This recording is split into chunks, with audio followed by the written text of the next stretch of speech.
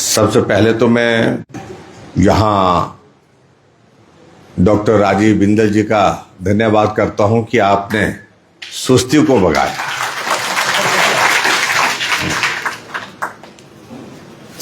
और मैं मानता हूं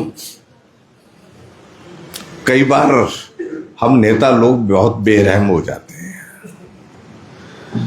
बेरहम का मतलब यह है कि लंबा भाषण दे देते हैं। आप कितनी देर से बैठे हैं इस पर हम सोचते नहीं हैं, लेकिन उन्होंने जो बात कही बहुत संक्षिप्त बात कही और सटीक बात कही, सीधी बात कही।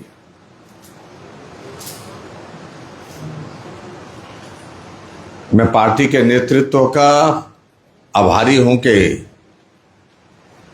सिरमौर जिले में मेरा एक निजी कार्यक्रम में आना हुआ था, एक पारिवारिक फंक्शन में आना हुआ था। मालूम पड़ा कि 27 तारीख को यहां पर डॉक्टर भीमराव अंबेडकर जी के सम्मान अभियान का कार्यक्रम आप लोगों ने यहां रखा है। मेरी इच्छा हुई कि लंबे समय से पार्टी के साथियों के साथ जहां मिलना नहीं हुआ, इस अवसर को इसका उपयोग करना चाहिए। और आज आप सबके बीच में मुझे पहुंच करके आप सबके दर्शन करके मुझे इस बात की खुशी है कि पार्टी के साथियों के साथ मिलना हुआ, आप सबके दर्शन करने का सौभाग्य प्राप्त हुआ। आप लोगों ने गर्मजोशी के साथ अभिनंदन किया, स्वागत किया, उसके लिए मैं आप सबके हृदय से आभार व्यक्त करता हूं। विषय पर मुझे लगता है कि काफी बातों का जिक्र हो चुका है जो हमारे साथियों ने बातें कही है। मैं सिर्फ थोड़ी संक्षेप में उस विषय की परिधि में एक बात कह करके पूरी करूंगा, क्योंकि बार बार उन्हीं विषयों को लेकर के उन्हीं बातों का मैं उदाहरण करता रहूं, उनका मैं जिक्र करता रहूं, वो भी उचित नहीं है। मित्रों, ये सच्चाई है कि जब देश आजाद नहीं था तो देश के सामने एकमात्र लक्ष्य था कि भारत को स्वतंत्रता चाहिए, आजादी चाहिए। सारी बातें एक तरफ और स्वतंत्रता का वो आंदोलन एक तरफ था। सभी धर्मों के लोग, सभी जातियों के लोग सिर्फ एक लक्ष्य को लेकर के लड़ रहे थे कि भारत स्वतंत्र होना चाहिए। और भारत स्वतंत्र हुआ, ये बहुत बड़ी चुनौती थी। उस चुनौती को हम सब लोगों ने पार किया, जहां पूरे देश भर में एक नहीं हजारों लोगों ने अपने जीवन की कुर्बानी दी, तब जाकर के ये देश स्वतंत्र हुआ।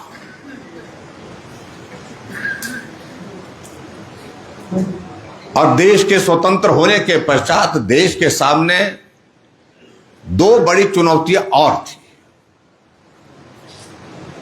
एक चुनौती थी कि भारत में 562 रियासतें, 552 रियासतें, छोटे छोटे राजाओं की छोटी बड़ी रियासतें, उनको भारत में विलय कैसे करना है। अगर इस काम को अंजाम दिया तो हमारे उस वक्त के गृह मंत्री, जिनका मैं चित्र देख रहा हूं, सरदार वल्लभ भाई पटेल जी, उनको ये जिम्मा सौंपा, जो बहुत कठिन काम था, जटिल काम था, उनके जिम्मे सौंपा। 562 रियासतों का विलय भारत में किया।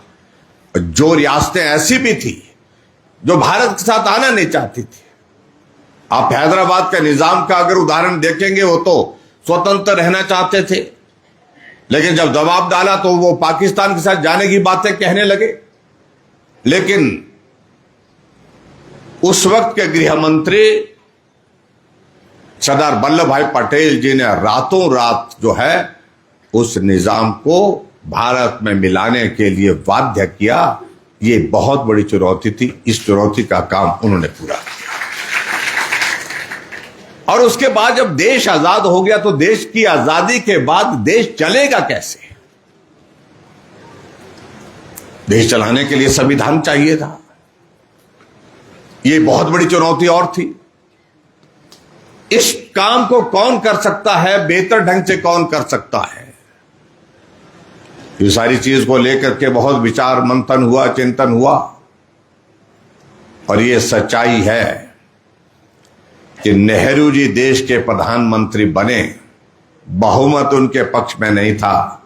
आपको ये भी इतिहास अगर मालूम होगा, अगर आप में से बहुत सारे लोग अध्ययन करेंगे कि देश में नेतृत्व तो कौन करेगा उस वक्त का, स्वतंत्रता के साथ साथ में ये भी एक विषय था। और उस वक्त यही विषय आया था उस वक्त कि देश जहां स्वतंत्र भारत के रूप में जाना जाएगा, भारत, उसका प्रधानमंत्री कौन होगा। नेहरू के पक्ष में लोग कम थे, सरदार वल्लभ भाई पटेल के पक्ष में ज्यादा लोग थे। एक राज्य जो है वो नेहरू के पक्ष में था और 15 में से 14 राज्य सरदार वल्लभ भाई पटेल के पक्ष में थे। लेकिन ये सारा इतिहास है, मुझे लगता है कि उसमें जाएंगे बहुत लंबा विषय जाएगा। हालात ऐसे बने, अंग्रेजों को लगता था कि हमारा जाने के बाद इस देश में नेता ऐसा होना चाहिए, प्रधानमंत्री ऐसा होना चाहिए जो हमारे संस्कार से प्रभावित हो, हमारे कल्चर से प्रभावित हो। और वो इसलिए नेहरू के सिवा दूसरा नहीं था, इसलिए सरदार पटेल का उनने समर्थन नहीं किया। देश की बागडोर नेहरू जी के पास पहुंची। लेकिन नेहरू की पसंद ना सरदार वल्लभ भाई पटेल रहे और नेहरू की पसंद ना ही डॉक्टर भीमराव अंबेडकर रहे, जो 32 डिग्रियों के साथ 3 सब्जेक्ट में पीएचडी था उनका, 9 भाषाओं के वो ज्ञाता थे। उनके पक्ष में नहीं था कि वो संविधान सभा के अध्यक्ष बने।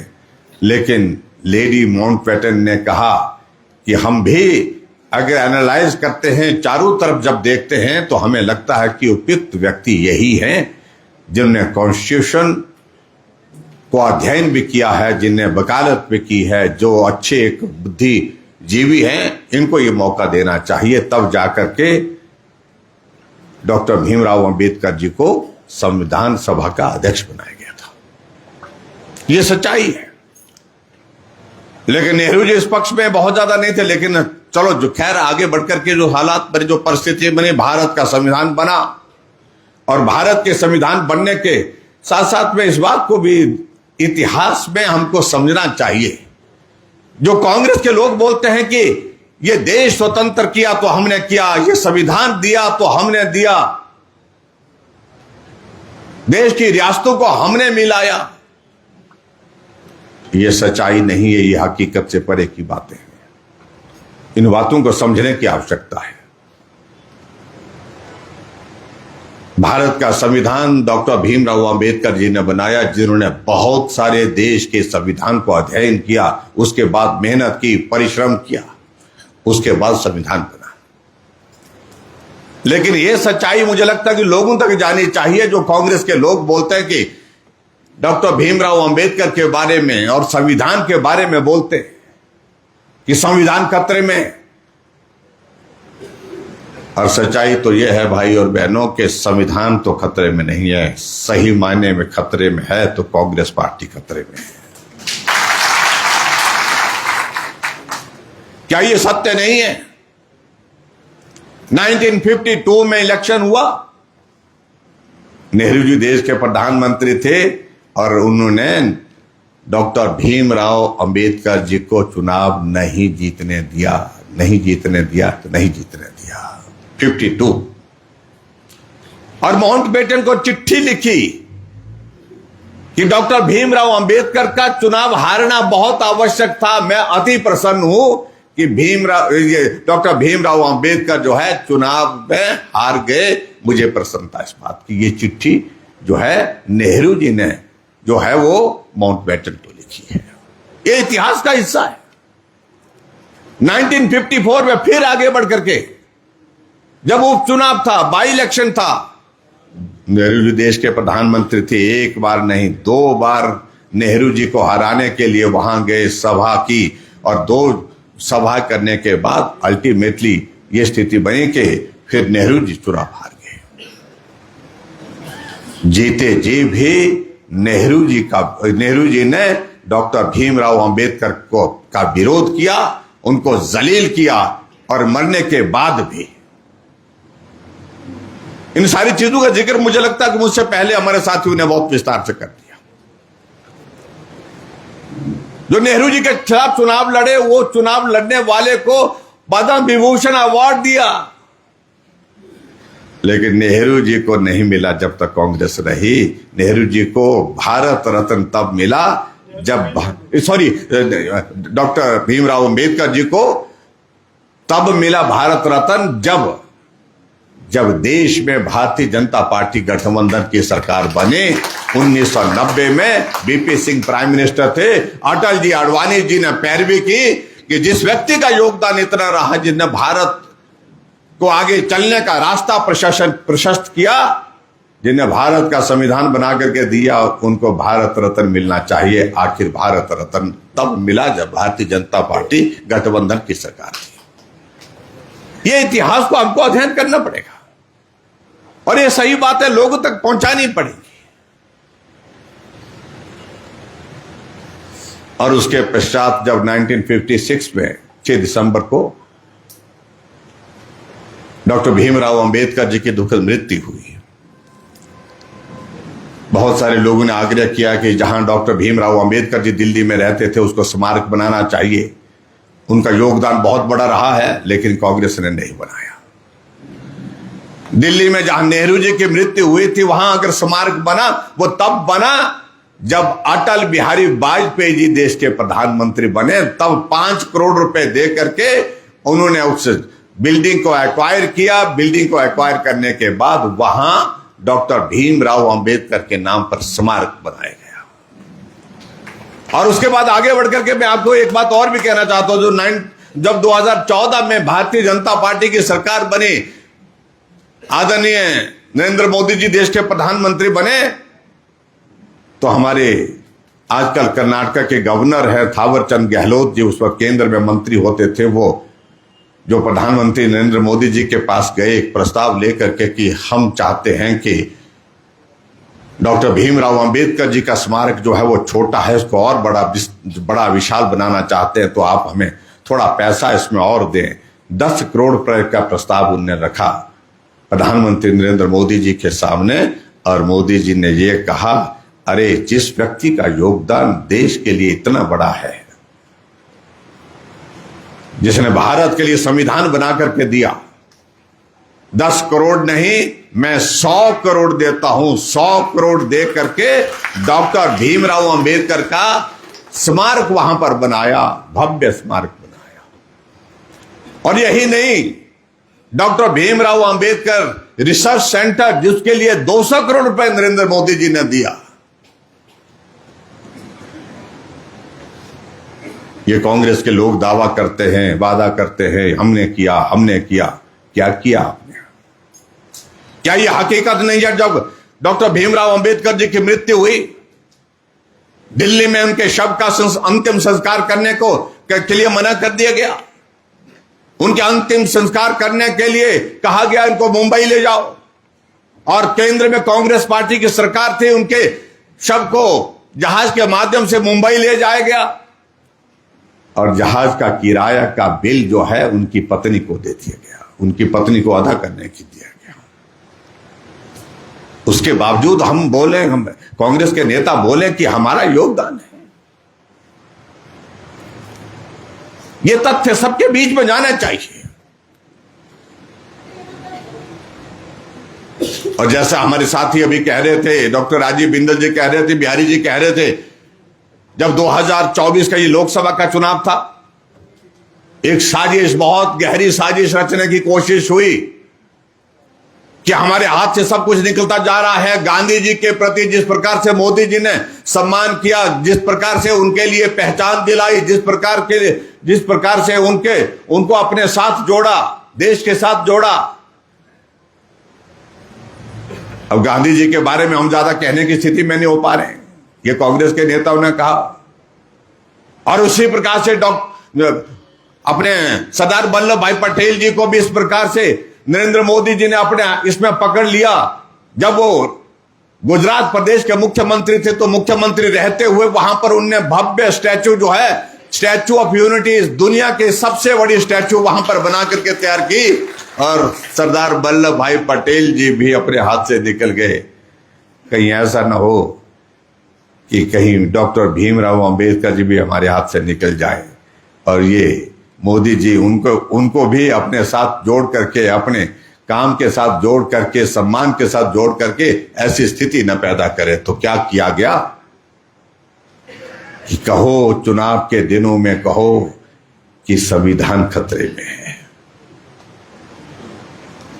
और संविधान खतरे में क्यों? भारतीय जनता पार्टी एक राजनीतिक दल है, और राजनीतिक दल होने के नाते ये स्वाभाविक रूप से आगे बढ़ने का लक्ष्य होता है, और व्यक्ति का भी होता है और पार्टी का भी होता है। जहां 2019 के चुनाव में 300 पार हुआ, तो 2024 के चुनाव में पार्टी ने लक्ष्य रखा अब की बार 400 पार। इसी को पकड़ा, कहने लगे ये 400 पार किस लिए बोल रहे हैं? इसलिए बोल रहे हैं क्योंकि ये संविधान को बदलना चाहते हैं। और आपने इस बात को भी देखा होगा कि लोकसभा का चुनाव हो गया, चुनाव का परिणाम आ गया। परिणाम के बाद हमारे देश के प्रधानमंत्री नरेंद्र मोदी जी लगातार तीसरी बार देश के प्रधानमंत्री बने। 60 साल के लंबे अरसे के बाद भारत में इतिहास रचा गया। कोई एक व्यक्ति लगातार तीसरी बार प्रधानमंत्री बने तो नरेंद्र मोदी जी बने। और कांग्रेस के नेताओं ने क्या किया? जब मोदी जी प्रधानमंत्री बने तो लोकसभा के अंदर जब शब्द का समारोह चल रहा था, शब्द का यानी कि जो सांसदों को शब्द दिलाई जाती है, वो किताब हाथ में लेकर के वहां पर संविधान की किताब लेकर हाथ लेकर के संविधान खतरे में है, संविधान खतरे में है, ये एक बात कहने का एक प्रयास किया गया। अरे संविधान खतरे में नहीं है, सही मायने में खतरे में तो कांग्रेस पार्टी है। हम पहले भी इस बात को कह चुके हैं। और अभी जब हम इस अभियान को चला रहे हैं पूरे देश भर में, कांग्रेस के लोगों को लगा कि बड़ा मुश्किल है। आजकल वो संविधान बचाओ यात्रा कर रहे लगे, संविधान बचाओ रैलियां करने लग पड़े। उसका नाम कांग्रेस बचाओ यात्रा। हाँ, उसका नाम भी ठीक बोल रहे हैं डॉक्टर साहब की, उसका नाम भी कांग्रेस बचाओ यात्रा करना चाहिए, क्योंकि संविधान तो खतरे में नहीं है, कांग्रेस ही खतरे में है। ये हकीकत है। पार्टी ने इन सारी बातों को लेकर के विचार किया और पूरे देश भर से लगभग 150 लोगों को दिल्ली बुलाया। 150 लोगों को दिल्ली बुलाया, जिसमें बिहारी जी भी हिमाचल प्रदेश से थे, सुरेश कश्यप जी भी थे, हम भी थे। जो पार्टी ने तय किए थे ना, एक दिन की पूरी वर्कशॉप पे एक एक विषय बताया गया। सुबह से शाम तक, सुबह 9 बजे से शुरू हुई और शाम के लगभग 9 बजे समाप्त हुई। और उसमें एक ही विषय क्या कि इस विषय को लेकर के लोगों के बीच में जाना है, प्रभावी ढंग से अपनी बात कहनी है, ताकि सही फैक्ट्स, तथ्य लोगों तक पहुंच सके। ये बहुत आवश्यक है। और उसी के अंतर्गत ये कार्यक्रम हमारे हिमाचल प्रदेश में चले हैं और आज आप सबके बीच में यहाँ पर हम सिरमौर में, यहाँ नाहन में अपनी बात कहने के लिए। मित्रों, मैं सब ये कहना चाह रहा हूं, ये विषय हल्का नहीं, बहुत गंभीरता से लेने का है। डॉक्टर भीमराव अंबेडकर चाहते थे धारा 370 नहीं होनी चाहिए, उन्हें विरोध किया। उन्होंने कहा कि अगर समाज में काम करने की आवश्यकता है तो पिछड़े वर्ग के लिए है, गरीब लोगों के लिए है, शोषित वर्ग के लिए है और अनुसूचित जाति के वर्ग के लिए है। जो आप मुस्लिम का ये प्रेम जो है इस तरह से बढ़ाते जा रहे हो, ये देश के हित में नहीं है। और उनकी बात सही मायने में आज साबित हुई है कि धारा 370 का विरोध डॉक्टर भीमराव अंबेडकर जी ने उस वक्त भी किया था, और आज उनकी आत्मा कहीं अगर होगी तो वो नरेंद्र मोदी जी को धन्यवाद कर रही होगी कि जिसका विरोध मैंने किया था, धारा 370 नहीं होनी चाहिए। ये देश के एक वीर सपूत ने, एक बहादुर नेता ने उस बात को स्वीकार किया और आज धारा 370 हिंदू कोड बिल को लेकर के प्रस्ताव हो गया कैबिनेट में पारित हो गया, लेकिन बाद में वापस ले लिया गया। उसके अंतर्गत क्या था या माता बहनें बैठी हैं, उनको सशक्तिकरण के लिए प्रस्ताव था, उनको आर्थिक स्वतंत्रता का प्रस्ताव था, महिलाओं को और मजबूत करने की दृष्टि से उसमें बातें थी, उसको वापस ले लिया गया। ऐसी एक नहीं अनेकों घटना है, जिन घटनाओं का जिक्र करेंगे तो मुझे लगता है कि बहुत बहुत लंबा विषय जाएगा। यहां डॉक्टर बिंदल जी ने बहुत एक उदाहरण दिया। उन्होंने तय किया था डॉक्टर भीमराव अंबेडकर जी ने, मेरा जीवन अगर किसी के लिए है तो वो दलित वर्ग के लिए है, शोषित वर्ग के लिए है, पिछड़े वर्ग के लिए है। जब वो लंदन जा रहे थे, जिस व्यक्ति ने उनको वो अपना केस बताया, और केस जब बताया तो उन्होंने उनके जो है वो पॉइंट्स तो बना दिए, लेकिन जब बार बार उन्होंने आग्रह किया कि आप ही मेरा केस लड़िए, आप ही मेरा केस लड़िए, तब उनने पूछा उनसे कि आप कौन हैं। उनने कहा कि मैं राजस्थान की एक रियासत का राजा हूं। उन्होंने हाथ जोड़ करके कहा, मैं गरीबों के लिए लड़ता हूं, दलित के लिए लड़ता हूं, पिछड़े लोगों के लिए लड़ता हूं, मैं राजाओं के केस को कभी नहीं लड़ता हूं। उन्होंने लड़ने से मना कर दिया, लेकिन कहा कि ये लिखे हुए मेरे जो पॉइंट्स हैं, इनको आप वकील को वहां पर दे देना, शायद इससे आपकी मदद हो जाएगी। और उन्होंने वो पॉइंट्स जाकर के वहां अंग्रेज जो वकील था किया हुआ उनको दिए, और वो केस जीत गए। लेकिन जब पैसा वो राजा उनको देने लगा, उस वकील को देने लगा, उन्होंने कहा कि मैं इस पैसे को स्वीकार नहीं करूंगा, क्योंकि मैंने कुछ किया ही नहीं। किया तो जो जिस व्यक्ति ने वो लिस्ट बना करके, पॉइंट बना करके दी, केस अगर आपका जीता है तो उस वजह से जीता है। ये बहुत बड़ी ऐसी चीजें हैं जिनको हमको याद रखना चाहिए। इसलिए भाई और बहनों, मैं समझता हूं कि बहुत बारी हमारे ऊपर ये जिम्मेवारी है। पार्टी ने सोच समझ करके विचार किया है कि हम अगर लोगों के बीच में प्रभावी ढंग से डॉक्टर भीमराव के अंबेडकर के जीवन के संदर्भ में बात कहें, तो निश्चित रूप से जो भ्रामक प्रचार, जो गलत प्रचार, जो झूठा प्रचार किया जा रहा है, उसको हम रोकने में सफल होंगे। जीवन का एक संघर्ष उनका इस तरह से रहा। स्कूल में पढ़ते थे, जातिवाद का उस वक्त दौर ऐसा था कि कक्षा में बैठने के लिए अनुमति नहीं होती थी। क्लासरूम में बैठते थे, लेकिन बाहर बैठते थे, दरवाजे के बाहर बैठते थे। ऐसे दौर में से किसी व्यक्ति ने संघर्ष करने के बाद अगर जीवन में इतना बड़ा योगदान देश को दिया है, उसको हमको स्मरण करना चाहिए। इसलिए मैं आप सबके बीच में यही कहना चाहता हूं कि बहुत बड़ा जो योगदान है, इस योगदान को स्मरण करते हुए लोगों तक पहुंचाने का काम हमारा है। इस काम को आप बखूबी करेंगे। बाकी रही मित्रों, जहां हिमाचल की बात, देश की बात, उस संदर्भ में बहुत ज्यादा कहने की आवश्यकता नहीं। सचमुच में बहुत दिल आजकल पीड़ित है इस बात को लेकर के कि ऐसी घटना हो गई जिसने दहला दिया है देश को। कभी कल्पना नहीं कर सकते थे। जो भारत मजबूती के साथ आगे बढ़ रहा, और जो जम्मू कश्मीर में जो लंबे समय से जो आतंकवाद का एक दौर रहा, वो समाप्त होता लग रहा था। दुनिया भर से पर्यटक कश्मीर की वादियों में घूमने के लिए निकल पड़े, लेकिन बहुत सारे लोगों को, दुश्मनों को यह गवारा नहीं हो पा रहा था। साजिश रची, और उस साजिश के तहत पहलगांव में घटना को अंजाम दिया।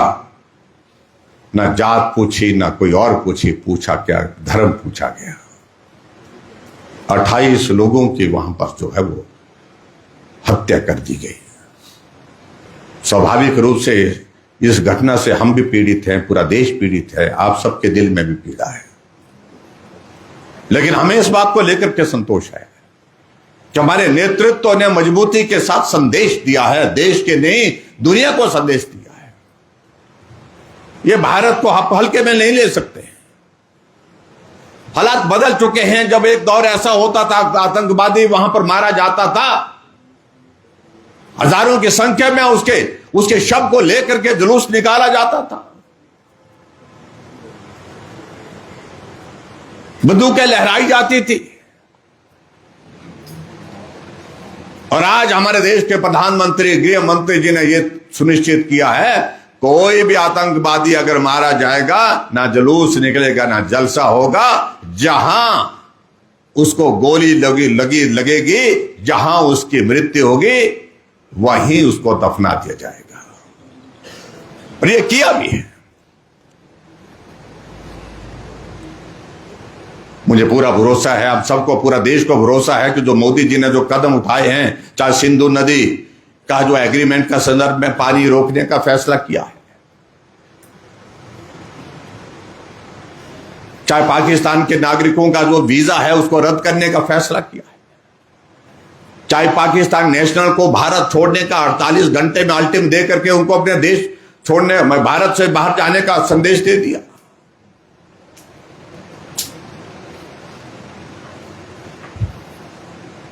कैबिनेट कमेटी ऑन सिक्योरिटी, इस बैठक में बड़े फैसले लेने के साथ साथ में ऑल पार्टी मीटिंग भी हो गई। और ऑल पार्टी मीटिंग में संदेश दे दिया, पूरे देश ने एकजुट होकर के,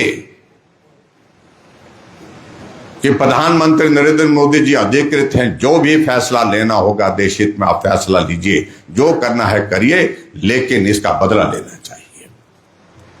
और निश्चित रूप से मैं आपको कह रहा हूं, देश बहुत जल्दी में, मैं देख रहा था कई दिनों से, इन दिनों से, कि बहुत सारे संदेश आ रहे हैं, बहुत सारी बातें आ रही है, जल्दी हो रहा, जल्दी होना चाहिए, लेकिन हमें सब्र रखना चाहिए। जो होगा सही वक्त पर होगा, ठीक होगा, और ठीक होगा और बड़ा होगा, ये निश्चित रूप से। इस बात के लिए देश आश्वस्त है, ये होकर के रहेगा। ये हमारा सौभाग्य है कि हमको ऐसा मजबूत नेतृत्व तो मिला है। आज पूरे दुनिया भर के देश जो है वो मोदी जी को समर्थन के लिए पत्र लिख रहे हैं, फोन पे बात कर रहे हैं। इसका अभिप्राय है कि पूरी दुनिया सारे विषय को गंभीरता से ले रही है। मित्रों, जहां रही बात यहां अपने प्रदेश का जिक्र तो यहां डॉक्टर साहब ने कर दिया, यहां पर सुखराम जी ने भी कर दिया, बाकी साथियों ने भी कर दिया। आधी निकल गई है, आधी रह गई है, यानी कि आधा कार्यकाल बीत गया। और हिमाचल आज महसूस कर रहा है कि जो गलती हुई है वो गलती नहीं, ब्लंडर हुआ है, बहुत बड़ी भूल हुई है, बहुत बड़ी गलती हुई है, भयंकर गलती हुई है। सरकार भाजपा की थी, आप खड़े होकर के हमको पकड़ते थे, ये भी करो, ये भी करो। डॉक्टर साहब तो बहुत ज्यादा करते थे, मेरे नान में ये रह गया, वो रह गया, ये रह गया, वो रह गया। जो बोला हमने सबके लिए किया, सुखराम जी के लिए किया, तोमर जी के लिए किया, रीना जी के लिए किया, सबके लिए किया। और पूरे हिमाचल प्रदेश में आप देख रहे थे इस बात को कि पूरे हिमाचल प्रदेश में एक कोने से दूसरे कोने तक काम हो रहा था, विकास हो रहा था। कोविड 2.5 साल का दौर रहा, लेकिन उसके बावजूद भी काम हो रहा। लेकिन आज देखिए, 2.5 साल का कार्यकाल बीत गया।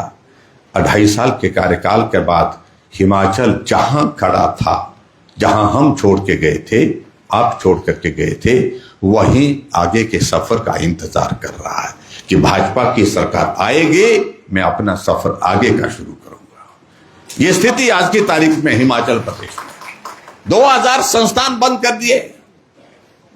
शौक चढ़ाया एक जुनून चढ़ा हुआ है बंद करने का। और मुझे मालूम नहीं, यहां पर भी नाहन में भी बहुत कुछ बंद किया, पौंटा में भी बहुत कुछ बंद किया। सुखराम जी बोल रहे थे, तोमर जी कल बोल रहे थे, 100 संस्थान तो शायद मैं कल में पूरे सिरमौर के अंदर ही रद्द कर दिए, चाहे वो पटवार सर्कल है, चाहे सब तहसील है, चाहे वो कानगो सर्कल है, चाहे वो बीडीओ ऑफिस है, चाहे कोई भी ऑफिस है। हमने तो सुखू जी को बोला, मैंने कहा यार ये काम आपने क्या पकड़ा हुआ है? बोलते जी संस्थान तो सभी मुख्यमंत्री खोलते हैं, काम तो सभी मुख्यमंत्री करते हैं। कोई पानी वाला मुख्यमंत्री माना जाता है, कोई बिजली वाला मुख्यमंत्री माना जाता है, कोई सड़कों वाला मुख्यमंत्री जाना जाता है। और इसलिए मैं भी कुछ करना चाहता हूं। हमने कहा क्या करना चाहते हैं? बोलते बंद करने वाला मुख्यमंत्री भी होना चाहिए, और वो बंद करने वाला मुख्यमंत्री सुखू जी है। सब कुछ बंद। हाँ, विशेषता स्कूल बंद करना और ठेका खोलना। हाँ, स्कूल बंद कर दिया और वहां ठेका खोल दिया। बहुत विचित्र फैसले हो रहे। मैं देख रहा था, मुझे एक साथी का फोन आया कि जी मुझे आपसे मिलना है। मैंने कहा क्यों? बोलता मैं जी सिविल सप्लाई कॉर्पोरेशन में लगा हूं, काम करता हूं। हमारे टाइम ही लगा हुआ है, हमने ही लगाया था। जब मैं वाइस चेयरमैन होता था उस वक्त डेली बेसिस पे लगाया था, वो रेगुलर हो गया कि मेरे ऑर्डर कर दिए। मैंने कहा कहाँ कर दिए? बोलते बड़े दूर कर दिए, करसोग साइड भी कर दिए। मैंने कहा जाओ वहां पर क्या हुआ? बोलते ऑर्डर ऐसे कर दिए। मैं हूं राधा स्वामी, बोलता है मेरे को कहा कि भाई आपने शराब के ठेके पर बैठना। मैंने जिंदगी भर शराब की बोतल को हाथ नहीं लगाया। बोलते अब मैं कैसे जाऊं? बोलते हैं। मैंने कहा भाई अब क्या करें? बोले जिंदगी भर बोलता मेरे शराब को हाथ तक नहीं लगाया, अब शराब बेचना पड़ेगा वापस। और ऊपर से मुझको हैरानी और हुई कि होमगार्ड जो एक डिसिप्लिन फोर्स है, शराब पकड़ना हो तो पुलिस और होमगार्ड के जवान जाते हैं पकड़ने के लिए, और यहां होमगार्ड के जवानों की ड्यूटी लगाई शराब के ठेके पर बेचने के लिए। आप अंदाजा लगाइए हो क्या रहा है। प्रदेश में आर्थिक संकट है तो टैक्स लगाओ। बिजली पर, पानी पर, सब जगह टैक्स लगा दिया। डीजल की कीमतें तुरंत बढ़ा दी, 7 रुपए प्रति लीटर के हिसाब से बढ़ा दी। सीमेंट 150 रुपए जो है वो एक बोरी पर बढ़ गया। फिर बाद में उनको मालूम पड़ गया यार सब जगह टैक्स लगा दे, कोई बची तो नहीं जगह। तो कहा कि टॉयलेट बच गई, टॉयलेट में भी टैक्स लगना चाहिए। क्यों? उनको मालूम पड़ा कि मोदी जी ने 93,000 मकान दिए हैं केंद्र से प्रधानमंत्री आवास योजना के, और उसमें कंडीशन है कि हर घर में टॉयलेट बनना जरूरी है। तो 93,000 टॉयलेट्स का टैक्स अच्छा खासा आ जाएगा बोलते हैं। तो टॉयलेट टैक्स लगा देंगे। आप अंदाजा लगाइए आज भ्रष्टाचार के हालात आप देखिए, हालात क्या बन गए। चंबा गया था, चंबा में कहा कि इस गांव में है वो खच्चर एक जो 1.5 करोड़ रुपए का माल ढो करके ले गई। एक खच्चर 1.5 करोड़ रुपए के का माल ढोने का बिल उसके एक खच्चर के नाम पर बन गया। धन्य हो। मैंने कहा भाई ठेव गया। मैं परसों नहीं कल ही गया था न परसों वहां पर। मैंने कहा यार वो स्कूटर देखना था मैं, जिस पर जो है वो 1.5 करोड़ रुपए से ज्यादा का बिल बना पानी का। हमने पहले भी सुनी थी स्कूटर पर सेब ढोने की खबरें सुनी थी, लेकिन स्कूटर पर पानी ढोने का काम रह गया था। वो पिछला काम भी कांग्रेस की सरकार ने किया, सेब का भी, और अब की बार जो पानी ढोने का काम वो रह गया था वो काम अभी मुकम्मल किया, पूरा किया सुख की सरकार ने व्यवस्था परिवर्तन के दौर में। करोड़ों रुपए का बिल बन गया और पानी ढोया गया स्कूटर के माध्यम से। आप अंदाजा लगाए हो क्या रहा है। और फरमान ऐसे ऐसे किए जा रहे हैं, हमारी योजनाएं बंद कर दी। मैं भी चंबा गया 12 दिन पहले पार्टी के कार्यक्रम के अनुसार वहां पर पहुंचा तो रास्ते में खबर पढ़ी कि एक महिला पिछले 1 साल से बीमार थी और कई बार हॉस्पिटल में आई, लेकिन पैसा ना होने के कारण वो उसका ऑपरेशन होना था, नहीं कर पाई। और अभी जब ऑपरेशन के लिए वो एडमिट हुई, क्योंकि दर्द इतना ज्यादा था, ऑपरेशन करने के सिवाय कोई और चारा नहीं था, तो उसका बेटा जब हॉस्पिटल में अपनी मां का सामान जो डॉक्टर ने लिख करके दिया लेने के लिए केमिस्ट के पास गया, तो केमिस्ट ने कहा कि 14,500 का बिल बनेगा, और उस बच्चे के पास मात्र 6,000 रुपए सारे थे। और उस बच्चे ने कहा कि ये पैसे तो ले लो, मां का इलाज करना, क्योंकि ऑपरेशन थिएटर ले गए हैं तो ऑपरेशन तो होना है, लेकिन मैं ऐसा करता हूं, मेरी मां के ये जेवर है, ये जेवर आप रख लीजिए और जब मेरे पास पैसा होगा तो मैं वापिस ले लूंगा, तब तक के लिए आप ये रखिए। मैं उस केमिस्ट का धन्यवाद करता हूं, उनने जेवर लेने से मना किया, दवाई के लिए और सामान जो चाहिए था वो दिया। लेकिन आप कल्पना करिए कि हालात ऐसे बन गए, हिमकेयर का कार्ड बना हुआ है, जिस हिमकेयर के कार्ड पर हम 5 लाख रुपए तक का इलाज मुफ्त में करते, उस कार्ड का कोई महत्व नहीं रह गया। वो योजना लगभग बंद कर दी। और मैं उस मां से मिलने के लिए हॉस्पिटल जब गया, 15 मरीज और जो है हाथ में हिमकेयर का कार्ड लेकर के आए कि हमारा भी हिमकेयर का कार्ड बना है, लेकिन उसके बावजूद सारा का सारा पैसा इलाज के लिए अपनी जेब से खर्च करना पड़ रहा है। इतना मानवीय दृष्टिकोण हो गया सरकार का।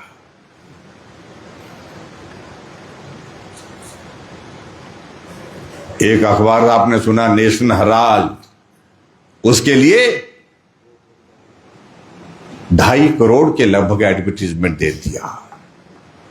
जब पत्रकारों ने मुख्यमंत्री से पूछा कि हमारा अखबार है, मेरी मर्जी है, मेरी सरकार है, हम जितना मर्जी चाहें उतना देंगे, एक गरीब आदमी के इलाज के लिए उसको जेवर बेचने की नौबत आ गई। और आप एक परिवार जो है, गांधी परिवार जिसको कहते हैं, उसके लिए दान जो है वो 2.5 करोड़ रुपए 2.5 साल में दे चुके हैं। इससे बड़ा दुर्भाग्य क्या हो सकता है? आप एक एक करके हमारी योजना को बंद कर रहे हैं। आज सारा योजना बंद है, जनमंच बंद है, और जनमंच बंद करके कहा कि हमको जनमंच इसलिए नहीं चाहिए क्योंकि जयराम ठाकुर की सरकार में वहां पर जो है, जो लोग आते थे उनको दाल भात खिलाते थे, वहां पर जाकर के फुल्का खिलाते थे, रोटी फुल्का खिलाते थे, फुल्के का बिल बनता था। अरे हम तो दाल रोटी खिलाते थे, और उस खाने को, दाल रोटी को, मंत्री जाता था वो भी वही खाता था, और अधिकारी जाते थे वो भी वही खाते थे। आपने जनमंच को बंद करके हिमाचल सरकार जनता के द्वार कार्यक्रम शुरू किया, और जाकर के चौपाल के कुपवी के उस गांव में गए जहां रात को ठहराए गए, वहां जंगली मुर्गा परोसा गया।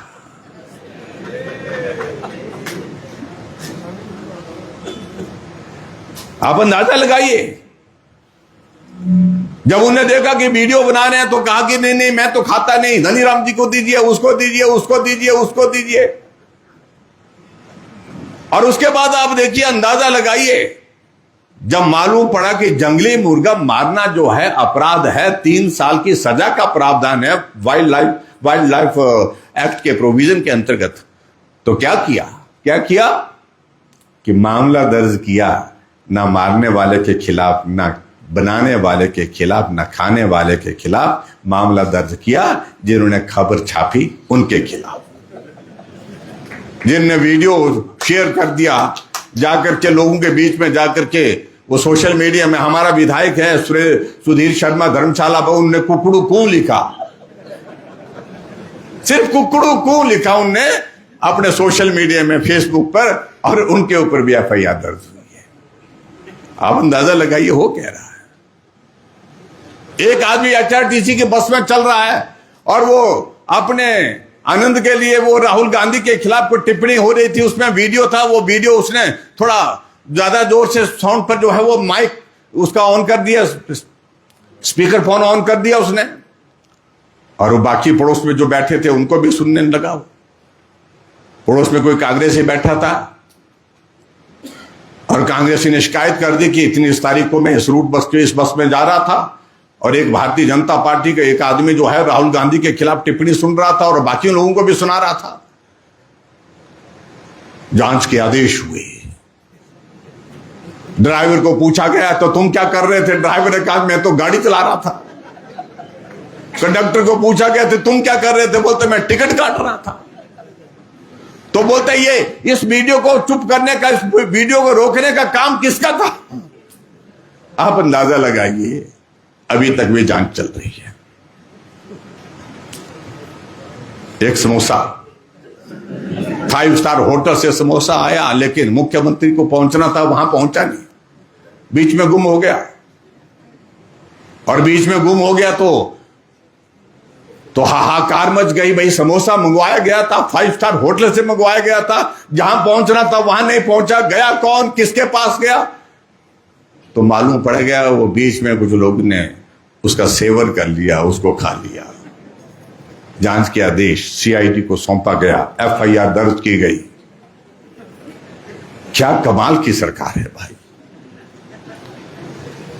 उनकी प्रसिद्धि झारखंड तक पहुंच गई और पूरे देश भर में ये समोसा क्या, मुझे पूछने लगे चैनल वाले कि जयराम जी हम पूछना चाहते हैं ये समोसा क्या है, ये समोसा कौन खा गया?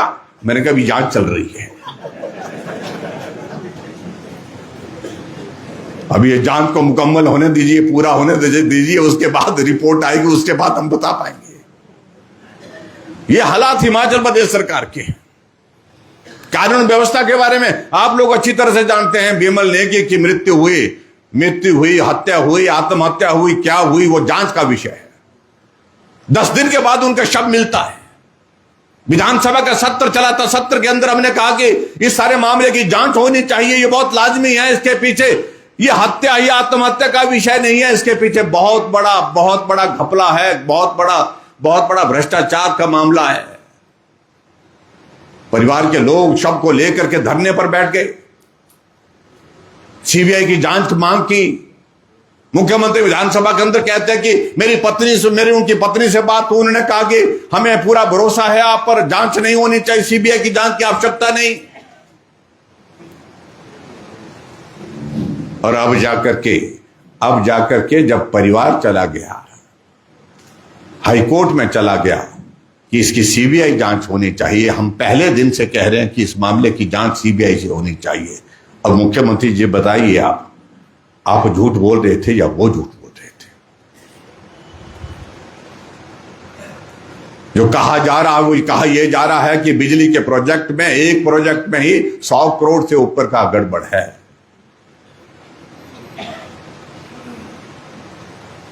सारी सीमाएं लांघ दी भ्रष्टाचार की, क्योंकि मालूम है उनको भी सरकार तो आनी नहीं, प्रदेश के काम करने की आवश्यकता नहीं, लोगों के बात सुनने के लिए आवश्यकता नहीं, काम करने की आवश्यकता नहीं, अपना ठीक करो, बस अपना ठीक करो, यही काम चला हुआ है। पिछले कल कर्मचारी धरने पर बैठे हुए थे, कहा तो यह था कि हम कर्मचारियों के हितैषी है, भारतीय जनता पार्टी कर्मचारी विरोधी है, ऐसी कई तरह की बातें बोलते रहे। लेकिन अब पूछता हूं मैं कि सचिवालय के बाहर कर्मचारी धरने पर, चौड़ा मैदान में कर्मचारी धरने पर, माल रोड पर, रिज के मैदान में कर्मचारी धरने पर, एचआरटीसी के दफ्तर में कर्मचारी धरने पर, इलेक्ट्रिसिटी बोर्ड के दफ्तर में कर्मचारी धरने पर, हर जगह लोग धरने पर हैं। इसका मतलब यह है कि सरकार से भरोसा टूट गया है। महिलाओं को कहा कि 1500 रुपए कैबिनेट की पहली बैठक में देंगे, लेकिन 2.5 साल का कार्यकाल बीत गया, किसी को मिले क्या? क्या दूध की गारंटी का हुआ, क्या गोबर का हुआ? गोबर तो 2 रुपए किलो के हिसाब से कहा गया था कि 2 रुपए किलो। सिरमौर में बचा गोबर की नहीं बचा, मालूम नहीं है 2 साल से। अब कितना झूठ बोलेंगे, लेकिन उसके बावजूद विधानसभा के अंदर बोलेंगे 6 गारंटियां पूरी कर दी। और हद तो तब हो गई जब अभी गुजरात में इनका महाधिवेशन था कांग्रेस का, उस अधिवेशन में जाकर के हमारे मुख्यमंत्री भाषण दे रहे थे। हिमाचल जाकर के देखिए, कांग्रेस के मेरे साथियों से मैं कहना चाहता हूं कि हिमाचल जाकर के देखिए, वहां 10 गारंटियां दी थी, 10 की 10 पूरी कर दी। लो जी, पहली बार हमने इतिहास में देखा कि मुख्यमंत्री एक संवैधानिक पद पर होने के बावजूद भी किस तरह से झूठ बोलते हैं। एक थे केजरीवाल, वो भी ऐसा ही करते थे। और आने वाले समय में एक थे सुक्खू जी, ये होने वाला है। इसलिए मित्रों, मेरा आपसे निवेदन है कि वक्त बहुत तेजी से निकल गया है, आधा निकल गया है। अगर सरकार रहती है, लोग बोलते हैं, मेरे को आजकल बोलते, फोन करते हैं, बोल जल्दी आओ जी, जल्दी आओ। मैंने कहा भाई हम तो आ रहे थे, रोका तो तुम लोगों ने ही है। कई लोग बोलते हैं कब बदलेगी सरकार। मैं कभी सरकार तो बदलने का काम आप लोगों के ऊपर छोड़ा था। हमने कहा था कि भी सरकार को वापस लाना है, भारतीय जनता पार्टी के और कांग्रेस को हटाना है, तो लेकिन ये चूक हुई है और ये चूक को आज पूरा हिमाचल प्रदेश अनुभव कर रहा है, महसूस कर रहा है कि बहुत बड़ी गलती हुई है। निश्चित रूप से आप सबके सहयोग से आने वाले समय में हम बहुत बहुमत के साथ, बड़े बहुमत के साथ फिर सत्ता में आएंगे हिमाचल प्रदेश में। बाकी सारी चीजें उसके बाद, लेकिन हम जिम्मेवार कार्यकर्ता होने के नाते, जिम्मेवार साथी होने के नाते हम सरकार को अब जो है बिल्कुल जिसको बोलते हैं एक तरह का धुआं देना चाहिए, वो काम शुरू करना चाहिए। उस काम के लिए आप लोग भी डटिए। चौक पर, चौराहे पर कांग्रेस के खिलाफ जो है खुल करके बात कहनी है। और मुझे इतना ही कहना है कि निश्चित रूप से दिन होगा भाजपा का होगा, वक्त आएगा भाजपा का होगा और भविष्य होगा तो भाजपा का होगा, इसमें कोई दो राय नहीं है। और इस सारी चीज के लिए हम सब लोग आज से ही प्रण लें, मेहनत करें और परिश्रम करें। निश्चित रूप से हम सफल होंगे। इतनी बात कहते हुए आज के इस कार्यक्रम में आप सबके बीच में आने का सौभाग्य प्राप्त हुआ। आप सब बड़ी संख्या में आए। कार्यालय छोटा पड़ गया, जगह कम पड़ गई और आप ऊपर से हमारा भाषण लंबा हो गया, उसके बावजूद भी आपने रहम हम पर किया, हमने आप लोगों पर नहीं किया शायद, लेकिन उसके बावजूद मैं आप सबका बहुत बहुत हृदय से धन्यवाद करता हूं। नमस्कार। भारत माता की, भारत माता की, भारत माता की।